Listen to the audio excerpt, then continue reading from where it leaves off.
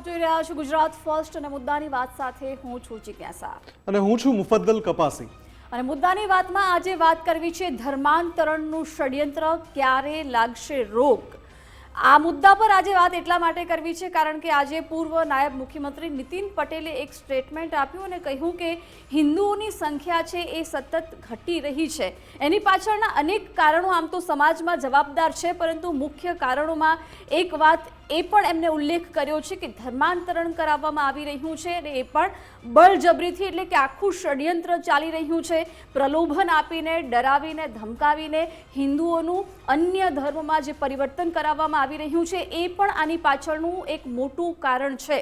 હિન્દુઓને ડરાવીને, ધમકાવીને, લાલચ આપીને અન્ય ધર્મમાં પરિવર્તિત કરાવવામાં આવી રહ્યા છે। ખ્રિસ્તી ધર્મમાં એમને ખ્રિસ્તી અને મુસ્લિમ બંનેનો ઉલ્લેખ કર્યો છે, પણ બંનેના અલગ અલગ કારણોની પણ એમને વાત કરી છે। પરંતુ આજે મુદ્દા ઉપર એટલા માટે વાત કરવી છે કે આવું પહેલી વાર નથી બન્યું। પાછલા ઘણા સમયથી, પાછલા ઘણા વર્ષોમાં આવા એક પછી એક આપણે આ કિસ્સાઓ સાંભળ્યા છે, બનાવો સામે આવ્યા છે, પરંતુ આ બધું નથી અટકી રહ્યું। થોડાક દિવસ પછી ફરીથી આ જ પ્રકારનો એક નવો બનાવ સામે આવે છે। તાજેતરમાં જે ઘટના સુરતના માંડવીથી સામે આવી હતી, એક પરિણીતાએ આક્ષેપો લગાવ્યા હતા કે પિતા અને પુત્ર દ્વારા એની ઉપર બળજબરીથી ન માત્ર એને પરંતુ એના પરિવારને ધર્મ પરિવર્તન કરાવવા માટે દબાણ કરવામાં આવ્યું હતું। ત્યાર પછી તપાસ પણ થઈ હતી અને એ સમયે પુરાવા પણ મળી આવ્યા હતા। અગાઉ આણંદમાં પણ જે આરોગ્ય કર્મી ઉપર આરોપો લાગ્યા હતા કે કેવી રીતે બળજબરીપૂર્વક ધર્મ પરિવર્તન કરાવવા માટે તેને કહેવામાં આવી રહ્યું હતું। અને સૌથી મોટા આક્ષેપો દક્ષિણ ગુજરાતમાંથી પણ થયા છે। દક્ષિણ ગુજરાતનો જે આખો આદિવાસી પટ્ટો છે ત્યાં તો વ્યાપક પ્રમાણમાં આ પ્રકારે ધર્મ પરિવર્તન થતું હોવાના બનાવો પાછલા કેટલાક સમયમાં એક પછી એક સામે આવ્યા છે। ખાસ તો એમને કોઈના કોઈ બહાને કોઈ મિટિંગમાં લઈ જવામાં આવે છે અને એમને એવું કહેવામાં આવે છે કે આ મસ્ત પ્રવચન સાંભળવાનું છે એમ કરીને એમને લઈ જવામાં આવે છે। આપણું બંધારણ પણ એવું કહે છે કે કોઈ પણ વ્યક્તિને પોતાના ધર્મનો પ્રચાર કરવાનો અધિકાર છે, પ્રચાર કરી શકે છે, પરંતુ એનો મતલબ એવો નથી કે પ્રલોભન આપીને કોઈ પણ વ્યક્તિને ધર્મ પરિવર્તન કરાવવા માટે દબાણ કરી શકે। એ એક ગુનો છે અને એ અપરાધ પણ છે, પરંતુ આ બધી જ વસ્તુઓ નથી અટકી રહી। એટલે સવાલ ફરીથી આજે ઉઠી રહ્યા છે અને વાત એ મુદ્દે જ કરવી છે કે હિન્દુઓની સંખ્યા ઘટી રહી છે, એની પાછળનું આ બળજબરીપૂર્વક ધર્માંતરણનું જે ષડયંત્ર ચાલી રહ્યું છે એ એક મોટો ભાગ ભજવી રહ્યું છે। મુફદ્દલ જિજ્ઞાસા, આમાં બહુ બારીકીથી સમજવું જરૂરી છે કે આ પ્રકારની ઘટનાઓ લગાતાર સામે આવતી રહે છે અને એના પર રોક કેમ નથી લાગી શકતી।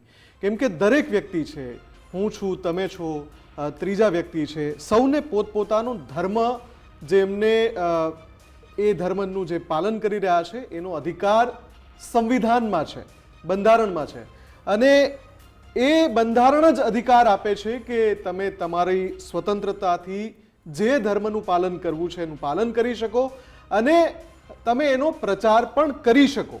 પણ પ્રચાર અને પ્રલોભનમાં અંતર છે અને આ પ્રકારના જે કિસ્સાઓ સામે આવતા હોય છે, ખાસ કરીને તમે જે ઉલ્લેખ કર્યો, બહુ તાજો કિસ્સો આપણે સુરતના માંડવીનો ચર્ચાઈ રહ્યો છે કે જ્યાં ખ્રિસ્તી ધર્મમાં પરિવર્તન કરવા માટે થઈને પ્રયાસ કર્યાનો આરોપ લાગ્યો અને પછી જ્યારે તપાસ સોંપાય એમાં પહેલાં ફરિયાદ થાય છે કે આ રીતે ધર્મ પરિવર્તન માટે વિવિધ પ્રકારના પ્રલોભન આપવામાં આવે છે, દબાણ કરવામાં આવે છે અને એમાં તો પરિણીતા સાથે દુષ્કર્મનો પણ આરોપ લાગ્યો।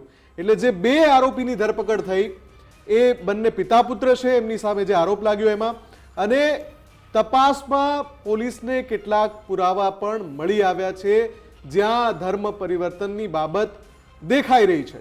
એટલે કે આ જે ઘટના છે એ એટલા માટે ચિંતાજનક છે કે આની પહેલા પણ ઘણી વખત આ પ્રકારના આરોપો અને એને લગતી કડીઓ મળી આવી છે। આણંદની ઘટનામાં પણ થોડા સમય પહેલા આપણને ખબર છે કે એક જે આરોગ્યકર્મી છે એમણે પોતાના ઉપરી આરોગ્યકર્મી પર આરોપ લગાવ્યો કે અહીંયા પણ ધર્માંતરણ કરવા માટે પ્રલોભન આપવામાં આવતું હતું, દબાણ આપવામાં આવતું હતું। આ બે કિસ્સા તો સાવ તાજા છે, પણ ચર્ચા એટલા માટે કે આ પ્રકારના કિસ્સાઓ સામે આવે છે, એ સમાચાર માધ્યમોમાં આવે છે, એના ઉપર પ્રતિક્રિયાઓ આવે છે, પણ પછી એ વિષય શાંત પડી જાય છે। મૂળ આ કિસ્સાઓ પર રોક ક્યારે લાગશે? કેમ કે ધર્માંતરણની પ્રવૃત્તિથી થાય છે શું કે મૂળભૂત અધિકારોનું હનન થાય છે। જે હવે આમાં ઘણીવાર સવાલ એ પણ ઉઠાવવામાં આવે છે કે કોઈ પોતાની રીતે ધર્મ પરિવર્તન કરે તો, પણ અહીંયા વિષય પોતાની રીતે ધર્મ પરિવર્તનનો છે જ નહીં. વિષય છે બળજબરીપૂર્વક ધર્માંતરણ કરાવવાનું, દબાણ કરાવવાનું. કેમ કે સુરતના માંડવીમાં પણ પોલીસે નિવેદન આપ્યું છે કે અહીંયા એવા પુરાવા હાથ લાગ્યા છે કે જ્યાં ધર્મ પરિવર્તન કરાવવા માટેના પ્રયાસો થયા હોય. એટલે આ પ્રકારની પ્રવૃત્તિઓને પછી કેવી રીતે બળ મળે છે એ સવાલ પણ ઊભો થાય છે અને એના ઉપર રોક કેવી રીતે લાગશે. સૌથી જે તાતી જરૂરિયાત છે એ જનજાગૃતિની છે. એટલે કે જે આ પ્રકારના પ્રલોભન અપાય છે અથવા તો પછી પાછળથી દબાણ કરવામાં આવે છે, એ બધું એટલા માટે કદાચ શક્ય બને છે કે જેને ટાર્ગેટ કરવામાં આવે છે એની અંદર એ સમજ નથી હોતી, એના કારણે આ પ્રકારના કિસ્સાઓ બનતા હોય છે. સૌથી પહેલા આપણે વાત કરવી છે અને આજે બે નિવેદન આવ્યા. પૂર્વ નાયબ મુખ્યમંત્રી નીતિનભાઈ પટેલ તો તમે ઉલ્લેખ કર્યો, એ સિવાય દેવનાથ બાપુ જે છે, યોગી દેવનાથ બાપુ, એમણે પણ પ્રતિક્રિયા આપી કે આમાં હિન્દુ ધર્મ જે છે એમણે એક સાથે એકતા જાળવવી પડશે, એમાં વિભાજન અટકે એ માટેના પ્રયાસો કરવા પડશે અને એ સમજદારી કેળવવી પડશે કે આ પ્રકારના પ્રયાસો કેવી રીતે અટકાવી શકાય. વાત સુરતના કિસ્સાની પહેલા કરી લઈએ. સુરતના માંડવીમાં જે કિસ્સો સામે આવ્યો એમાં આરોપ લાગ્યો કે પિતા પુત્ર આ પ્રકારની હરકતો કરી રહ્યા છે અને એક પછી એક આરોપ લાગે છે. દક્ષિણ ગુજરાતમાં તો ઘણા આ પ્રકારના કિસ્સા સામે આવી ચૂક્યા છે કે જ્યાં ફરિયાદો થઈ, જ્યાં આદિવાસી સમાજના આગેવાનો છે એમણે પોલીસને ફરિયાદ આપી કે આ પ્રકારે પ્રલોભન આપવામાં આવી રહ્યા છે, વિવિધ પ્રકારના પ્રલોભન કે જેમાં આવી જઈને ધર્મ પરિવર્તન થતા હોય. આ જે કિસ્સો છે એમાં તો ચોંકાવનારો ખુલાસો થયો છે કે એક પરિણીતા સાથે દુષ્કર્મ થાય છે અને દુષ્કર્મ કરનાર જે આરોપી છે એને ધર્મ પરિવર્તન માટે દબાણ કરે છે. પોલીસનું નિવેદન અહીંયા ખૂબ જ મહત્વનું છે. એટલે પહેલા તો એ પોલીસની પ્રતિક્રિયા સાંભળી લઈએ. સાથે જ એ જે આગેવાન છે, સ્થાનિક આગેવાન, એ આખા મામલાને લઈને ફરિયાદ કરે છે કે શું થઈ રહ્યું છે કે અમારા સમાજના કેટલાક લોકોને આ પ્રકારના પ્રલોભન આપવા માટે અને બાપ્તિસ્મા આપવામાં આવે એવા શબ્દોનો પણ એ પ્રયોગ કરે છે, જ્યાં સુધી મેં સાંભળ્યું છે. બંને જે સુરતની માંડવીની જે ઘટના છે એમાં પહેલા તો પોલીસની પ્રતિક્રિયા સાંભળી લઈએ અને પછી જે ત્યાંના સ્થાનિક આગેવાન છે એમની પણ પ્રતિક્રિયા સાંભળીએ. એક પીડિતા ત્યાં માંડવીના જે ડૉક્ટર છે અંકિત ચૌધરી, એમના સંપર્કમાં આવેલા અને ત્યારબાદ અંકિત ચૌધરીએ 2 વર્ષના સમયગાળા સુધી એ બેનનું લગ્નની લાલચ આપી અને શારીરિક શોષણ કરેલું એ બાબતનો ગુનો દાખલ થયેલો, જેમાં આરોપીની વિરુદ્ધમાં જે તે વખતના તપાસ કરનાર અધિકારીએ કાયદેસરની કાર્યવાહી કરેલી. ત્યારબાદ તપાસ દરમિયાન જે પીડિતા છે એ પીડિતાના કહેવા મુજબ આ જે આરોપી અંકિત ચૌધરી છે એના પિતા રામજીભાઈ ચૌધરી અને અન્ય લોકો જેમણે જે પીડિતા છે એ પીડિતાને ધર્મ પરિવર્તન કરાવેલું અને પીડિતાનો સમગ્ર પરિવાર છે એ પણ ખ્રિસ્તી ધર્મ અંગીકાર કરે એ પ્રકારે પીડિતાને વાત કરવામાં આવેલી. ત્યારબાદ આ બાબતની ગંભીરતા સમજી આ ગુનાની જે તપાસ છે એ તપાસ જે તે વખતે માંગરોળના ડીવાયએસપી શ્રી બીકે વનાર એમને સોંપવામાં આવેલી.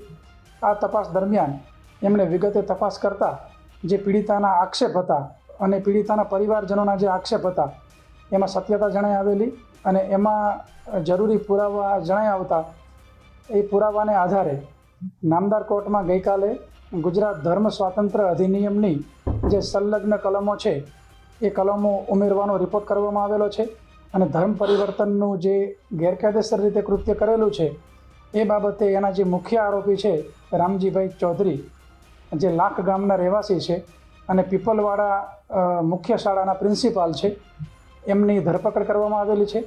આવેદનપત્ર અને ફરિયાદનું કારણ એ હતું કે છેલ્લા ઘણા ટાઈમથી અમારા સમાજમાંથી લોકોને લોભ લાલચ આપીને બાપ્તિસ્મા આપવામાં આવે છે. એ બાપ્તિસ્મા વિરુદ્ધ અમે માંડવી પોલીસ સ્ટેશનમાં માંડવી પ્રાંત સાહેબને ફરિયાદ આપી હતી.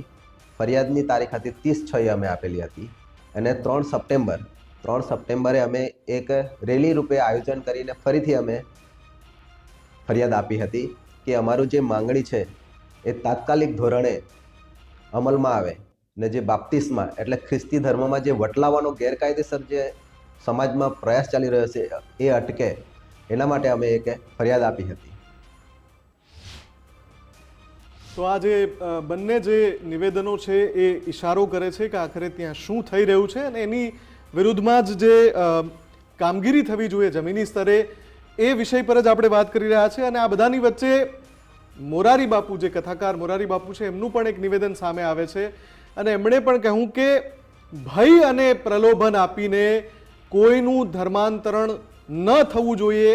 આ પ્રકારનું ધર્માંતરણ જો થતું હોય તો એ અટકવું જોઈએ, કેમ કે આ જ સૌથી અગત્યનો વિષય છે કે ભય અને પ્રલોભન આપીને ધર્માંતરણના કિસ્સાઓ લગાતાર સામે આવે છે.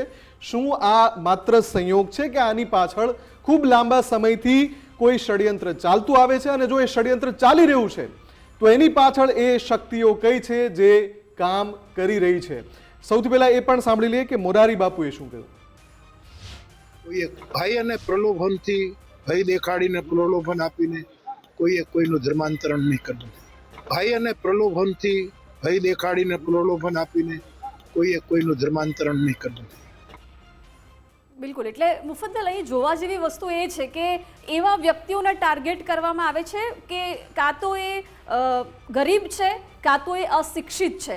એટલે આવા વ્યક્તિઓને ટાર્ગેટ કરવામાં આવે છે. ખાસ તો અનુસૂચિત જાતિના, જનજાતિના લોકોને ધર્માંતરણ કરાવવા માટે દબાણ કરવામાં આવે છે, એમની પર આ પ્રકારે ખાસ પ્રેશર કરવામાં આવે, એવું કહી શકીએ કે પ્રલોભનથી એમને જીતવામાં આવે છે અને ધર્મ પરિવર્તન કરાવવામાં આવે છે. બિલકુલ. અને આ બધાની વચ્ચે જિજ્ઞાસા, નીતિનભાઈએ જે નિવેદન આપ્યું એ પણ આ જ દિશામાં ઇશારો કરે છે કે આ પ્રકારની પ્રવૃત્તિ, ચાહે કોઈ પણ ધર્મમાંથી થતી હોય, આ પ્રકારની પ્રવૃત્તિ રોકાવી જોઈએ, એની તાતી જરૂરિયાત છે અને હિન્દુઓએ એકતા દાખવવી પડશે, એવું પણ કંઈક નીતિનભાઈ પટેલે કહ્યું. નીતિનભાઈ પટેલના નિવેદનમાં કેટલાક આકરા શબ્દો પણ હતા.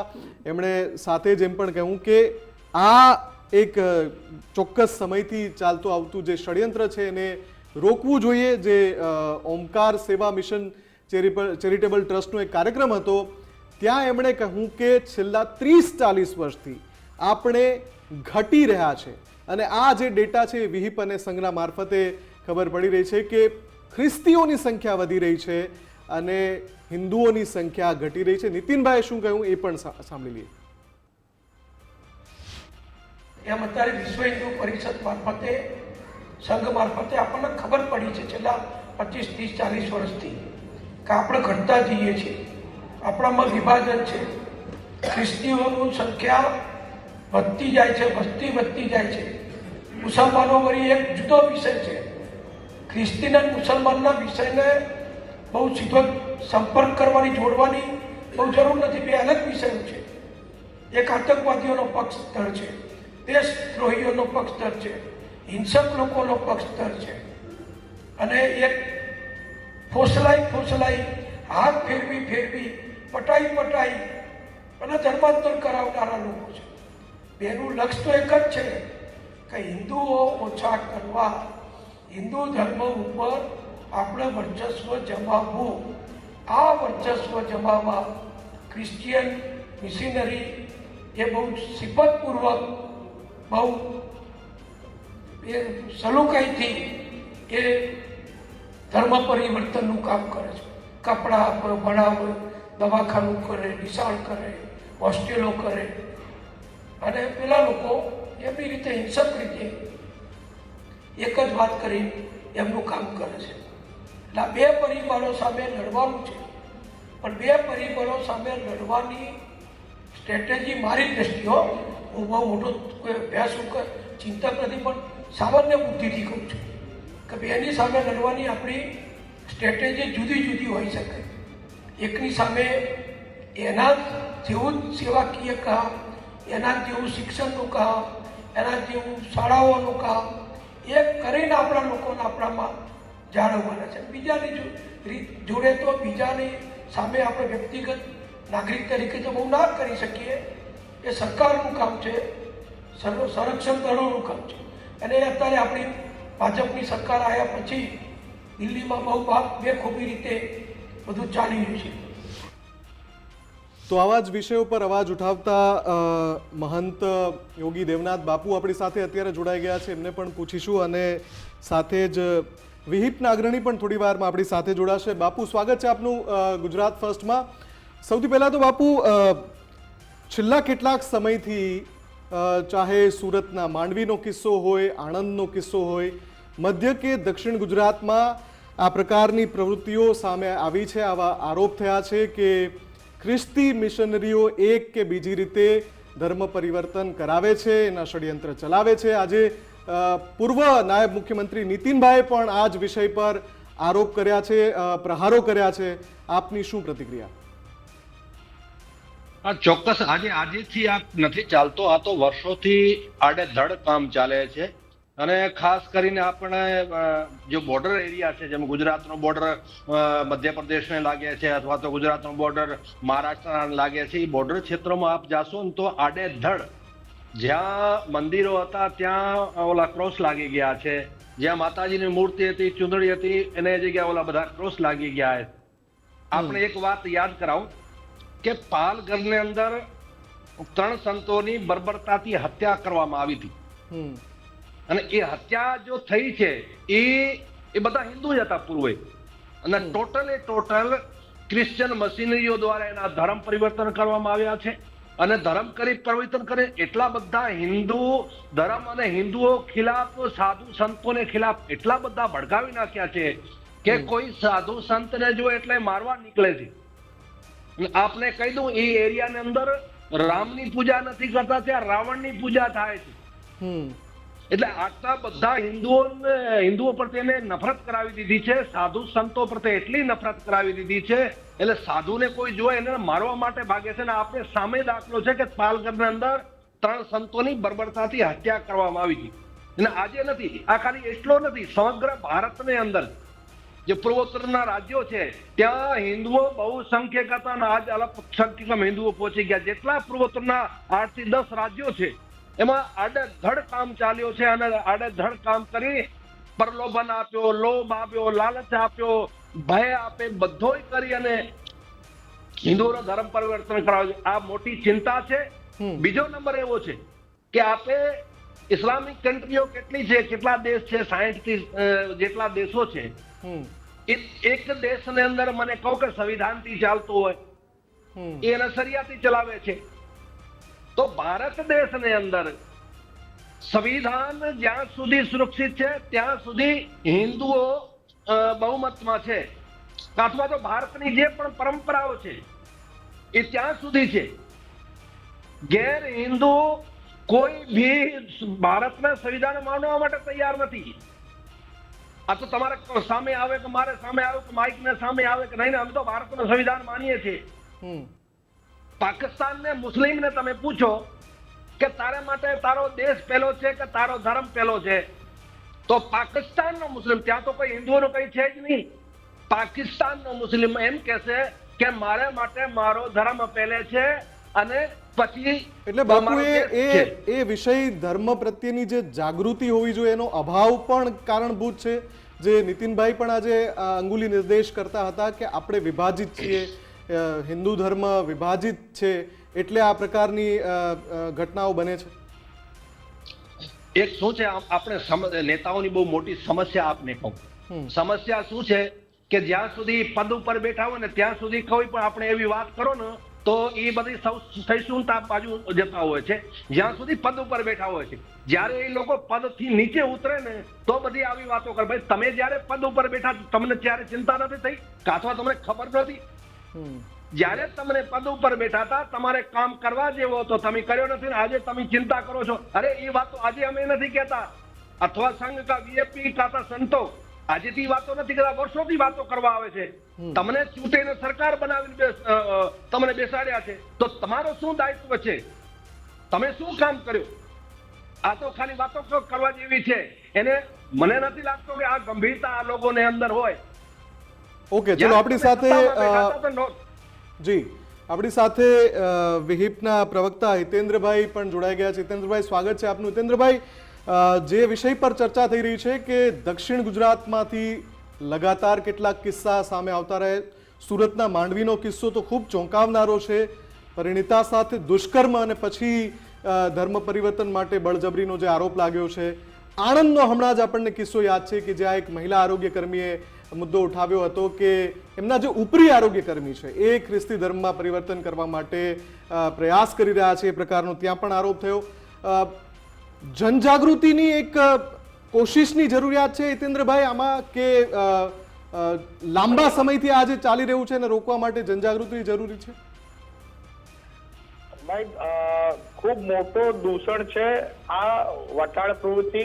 સુનિયોજિત તરીકે આખું આ ષડયંત્ર દેશભરમાં ચાલી રહ્યું છે. ખાસ કરીને જે ટ્રાયબલ એરિયા છે, જે વનવાસી બંધુ છે, જ્યાં શિક્ષાનો અભાવ છે, ત્યાં લોકો પહોંચી નથી શકતા, માધ્યમો પહોંચી નથી શકતા, તે ભોળા આવા જરૂરિયાતમંદો એવા વનબંધુઓને ટાર્ગેટ કરતા હોય છે.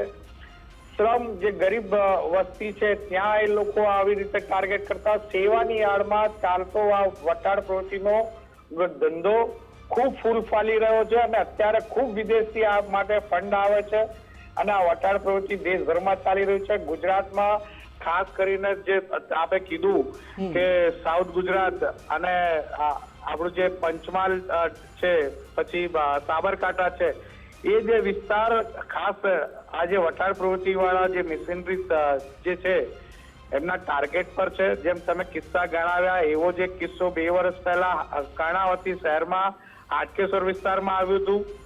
પોતે આવી રીતે જ એક દીકરીનું શોષણ કરવામાં આવ્યું, એની ન્યૂડ વિડીયો બનાવવામાં આવી અને એ ધર્મ પરિવર્તન ના કરે, ખ્રિસ્તી ધર્મ ના અપનાવે તો એ વિડીયો જાહેર કરી દેવાની વાત હતી ને એ પરિવાર અમારી પાસે આવ્યો, અમે એને મદદ કરી, એમાં FIR થઈ. જે પાદરી હતા, જે જ્યાં વસ્તીમાં આવતા હતા, હિન્દુ જે અનુસૂચિત જાતિની વસ્તી છે, એ વસ્તીમાં આવીને આ જે સેવાની આડમાં જે ધંધો કર્યા હતા એમની ધરપકડ થઈ, એમની સાથે જે મહિલા હતી એની ધરપકડ થઈ. ખૂબ દુઃખદ બાબત છે કે આપણે આપણા એક દેશમાં જ્યાં બહુમત હિન્દુ છે ત્યાં હિન્દુને પોતાના ધર્મ માટે એમાં વટાળ કરવા માટે આવા જે સંતો ચાલતા હોય અને વિદેશથી એના માટે ફંડ આવતું હોય, ખૂબ ચિંતાજનક બાબત છે. પણ ક્યાંક ને ક્યાંક સરકાર આના માટે જાગૃત છે. જે દેવનાથ બાપુ છે, બીજા જે સંતો છે, એવા જે જાગૃત સંતો છે, એમના માર્ગદર્શન હેઠળ એમની રીતે કરતા હોય છે. એવી ઘણી બધી હિન્દુ સંસ્થાઓ છે, સંઘ પરિવાર છે, એ કામ કરતું હોય છે. સાધુ સંતો પણ આ વટાળ પ્રવૃત્તિને રોકવાનું કામ કરતા હોય છે. એમના જે જનજાગૃતિના કાર્યક્રમ છે, કથા છે, એ જે કાર્યક્રમો છે એમાં વાત જે પ્રશ્ન છે એ ઉઠાવતા હોય છે. ખૂબ દયનીય પરિસ્થિતિ છે. પણ ક્યાંક ને ક્યાંક હવે આ એક સીમિત મર્યાદા હતી કે આ જે વટાળ પ્રવૃત્તિ છે આંતર જે સીમાડા જે ગામો છે, ત્યાં ટ્રાયબલ એરિયા છે ત્યાં થતી હતી, પણ હવે ત્યાંથી વધીને અર્બન એરિયામાં પણ આ વટાળ પ્રવૃત્તિ પહોંચી છે. તમે ગયા વખતના કેટલાક કિસ્સાઓ જુઓ, જેમ તમે કીધું આણંદ છે, કર્ણાવતી છે, કર્ણાવતીમાં જ હાટકેશ્વર પાસે અત્યારે 20 દિવસ પહેલા લગભગ પંચમહાલના લગભગ 1500 લોકોને લઈને આવ્યા હતા અને નિકોલ પાસેના એક હોલમાં, સરકારી હોલમાં એક વટાળ પ્રવૃત્તિનો કાર્યક્રમ 3 દિવસનો કાર્યક્રમ ચાલી રહ્યો હતો. એ વિશ્વ હિન્દુ પરિષદના કાર્યકર્તાઓને ખબર પડી, ત્યાં અમે પહોંચ્યા, રજૂઆત કરી, યોગ્ય જગ્યા તાત્કાલિક જે મ્યુનિસિપલ કોર્પોરેશનનું હોલ હતું એની પરમિશન રદ કરી, ત્યાં યોગ્ય રજૂઆત થઈને 1500 જે વનવાસી બંધુ હતા એમને આપણે ધર્મ પરિવર્તન કરતા અટવા છે. એટલે હવે આ છેવાડાના ગામ સુધી, ટ્રાયબલ એરિયા સુધી આ જે દૂષણ છે એ સીમિત નથી. હવે ટ્રાયબલ એરિયામાં, અર્બન એરિયામાં પણ આવી ચૂક્યું છે. અહીંની જે સેવા વસ્તીઓ છે, જે શ્રમિક એરિયાઓ છે, ત્યાં હવે ઘરમાં જઈને, વસ્તીમાં જઈને સેવા અને જેમ ભુવાગીરી કરતા હોય છે, દુઃખ મટાડવાની વાત કરતા હોય છે, પ્રાર્થના કરવાની નામની આડમાં આ લોકો મહિલાઓને પહેલા ટાર્ગેટ કરતા હોય છે, પછી અભણ જનતાઓને આવી રીતે ગુમરાહ કરતા હોય છે. એટલે હિતેન્દ્રસિંહ, સવાલ જ એ છે કે આ ષડયંત્ર ક્યાં જઈને અટકશે ધર્મ પરિવર્તનનું? ટ્રાઇબલ એરિયામાં થાય છે, ગરીબ છે અથવા અશિક્ષિત લોકો છે એમને ટાર્ગેટ બનાવવામાં આવે છે, બ્રેઇન વોશ કરવામાં આવે છે. અલગ અલગ જે હિન્દુ સંગઠનો છે, સંસ્થાઓ છે, એ તો જનજાગૃતિ માટેના પ્રયાસો કરી જ રહી છે, પણ આ અટકશે કેવી રીતે? આમાં સુધારો કેવી રીતે લાવી શકાય? અટકાવી કેવી રીતે શકાય? શું કરવું જોઈએ? બેન અટકાવવા માટેના ખૂબ સરસ પ્રશ્ન પૂછ્યો છે. સમાજની રીતે આપણે સમાજની વચ્ચે રહીને જનજાગૃતિનું કામ કરી શકીએ. સાધુ સંતો એમની રીતે પ્રયાસો કરી રહ્યા છે. કથા, એમના માધ્યમો, ધાર્મિક જે પ્રવચનો છે એના માધ્યમથી કામ કરે, એમના સેવાકીય કાર્યો ત્યાં સુધી પહોંચી રહ્યા છે.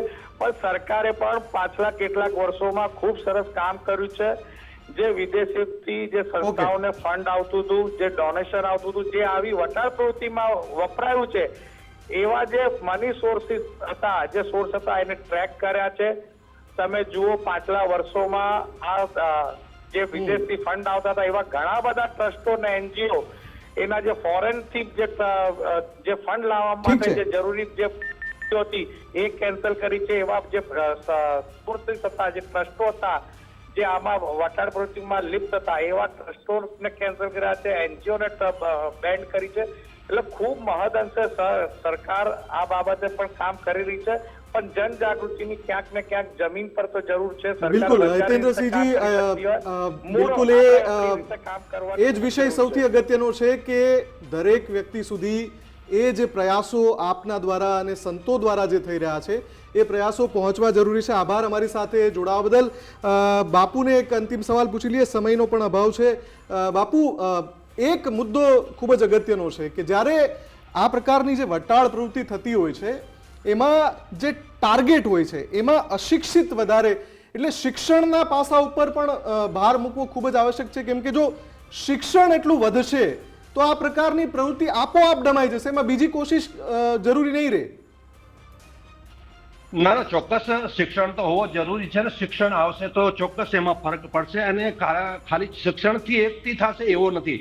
કેમ, એક તો તમારે કાયદો મજબૂત કરવો પડશે. કાયદો મજબૂત ન હોય તો ભય બિના પ્રીત ન હોય, જ્યાં સુધી ભય ઉભો નહીં થાય ત્યાં સુધી પણ નહીં. પછી બીજો નંબર, સમાજની અંદર જાગૃતતા લાવવી એ પણ જરૂરી છે. સમાજને જાગરણ કરવું એ પણ જરૂરી છે. ખાલી આપણે કઈ શિક્ષણ આવી જશે સુધરી જશે નહીં. શિક્ષણ જરૂરી છે, શિક્ષણથી ફાયદો થશે, પણ આપણે કહીએ 100% ફાયદો થાય નહીં, બિલકુલ નહીં. એટલે એક સારો એવો કાયદો બનાવવો પડે, અને કાયદો બને અને સાથે સાથે સમાજના અગ્રણીઓ લોકો છે, સાધુ સંતો છે, જે પણ ધર્મનો પ્રચાર પ્રસાર કરે છે, અથવા તો હિન્દુ સંગઠનો છે, એ સાથે મળીને આગળ વધશે. ને ધરાતલ પર ખાલી ભાષણ કરવા એટલા પૂરતો નહીં. ભાષણથી કઈ ન થાય. વર્ષોથી આપણે ભાષણ કરતા આવ્યા છીએ, ભાષણથી કોઈ ફરક નથી પડ્યો. ધરાતલ ઉપર ઉતરવું પડશે. ચોક્કસ જે બીમારી છે ને એને ત્યાં રોકવી પડશે, તો જ રોકાશે, અધરવાઇઝ કોઈ બીજો રસ્તો નથી. ઠીક છે, આભાર બાપુ અમારી સાથે જોડાવા બદલ ને આ વિષય પર સંવાદ કરવા બદલ. તો જનજાગૃતિ, સમાજની અંદર સમાજ જાગૃતિ જે લાવવાની કોશિશો છે એ તમામ દિશામાંથી થવી જોઈએ. કેમ કે કેટલાક ષડયંત્રો છે એને મજબૂત કાયદાથી તો રોકી શકાય છે, પણ સાથે સાથે જમીની સ્તરે જ્યારે જો શિક્ષણનું પ્રમાણ વધે અને જાગૃતિના પ્રયાસો જો સર્વવ્યાપી હોય તો આ પ્રકારની પ્રવૃત્તિઓ આપોઆપ અટકી શકે છે. જિજ્ઞાસા, બિલકુલ. એટલે અત્યાર સુધી આ બધું થયું છે, પરંતુ હવે આગામી સમયમાં વધારે જનજાગૃતિની ગ્રાઉન્ડ લેવલ પર પણ જરૂર છે. અને આ પ્રકારના કિસ્સાઓ જ્યારે બને છે ત્યારે કાયદો પણ વધારે કડક બને, એવા લોકો સામે કાર્યવાહી કડક થાય એ પણ જરૂરી છે. મારી વિશેષ રજૂઆત મુદ્દાની વાતમાં અત્યારે બસ આટલું જ. વધુ સમાચારો માટે આપ જોતા રહો ગુજરાત ફર્સ્ટ. નમસ્કાર.